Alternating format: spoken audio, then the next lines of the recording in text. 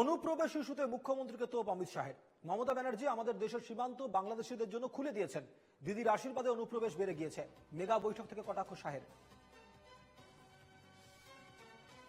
ममता बनर्जी ने हमारे देश की सीमाओं को बांग्लादेशियों के लिए खुला कर दिया है।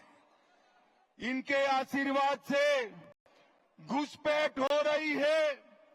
मुझे बताओ मित्रों, घुसपैठ रोकनी चाहिए या नहीं रोकनी चाहिए? जोर से बोलो, रोकनी चाहिए या नहीं रोकनी चाहिए? क्या दीदी रोक सकती है? जोर से बोलो, रोक सकती है? ये भाईपो रोक सकते हैं क्या? घुसपैठ केवल और केवल कमल फूल की सरकार रोक सकती।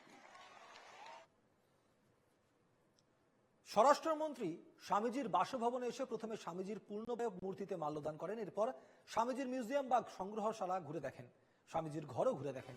এরপর বীরেশ্বর শিব মন্দিরে পুজো দেন। এরপর স্বামীজির জন্মভিটের অডিটোরিয়ামে 100 জন বিশেষ আমন্ত্রিত সাধু সন্তদের সঙ্গে আলাপচারিতা অমিত শাহের।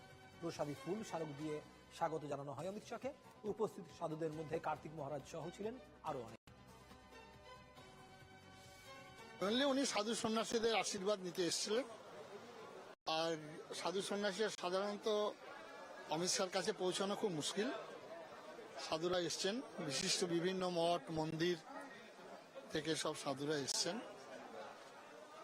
আমরা বাংলার কথা বললাম যে বাংলার সংস্কৃতি, বাংলার ধর্ম রক্ষা করার জন্য আপনি বলিষ্ঠ পদক্ষেপ।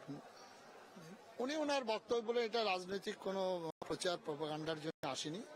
আমি সাধু সন্ন্যাসীদের দর্শন এবং তাদের আশীর্বাদ নেওয়ার জন্য এসেছি।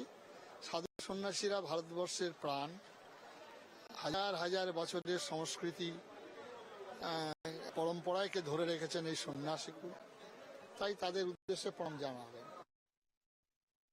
নির্ধারিত সময়ের কিছু আগেই এসে পৌঁছন স্বামীজির জন্মভিটেতে স্বরাষ্ট্রমন্ত্রী অমিত শাহ। এখানে এসে তিনি স্বামীজির যে পূজিত বীরেশ্বরজি সেই মন্দিরে পুজো দেন, স্বামীজির যে মিউজিয়াম সেই মিউজিয়াম ঘুরে দেখেন, জন্মস্থান ঘুরে দেখেন। তাকে এখানকার থেকে সম্মাননা জানানো হয় স্মারক এবং উত্তরীয় দিয়ে এবং প্রসাদী ফুল এবং প্রসাদ দিয়ে। এখানে বিশেষ একটি অনুষ্ঠান ছিল, এখানে প্রায় 100 জনেরও বেশি সাধু সন্তদের আমন্ত্রণ জানানো হয়েছিল।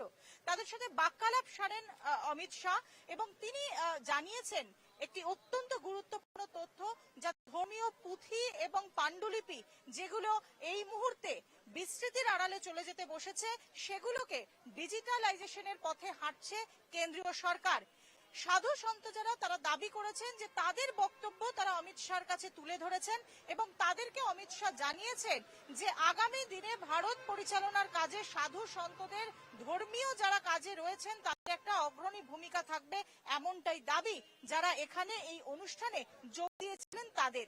এনকেটিভি বাংলার সঙ্গে শুভজিৎ দাসের সঙ্গে দেবারতী ঘোষ, কলকাতা।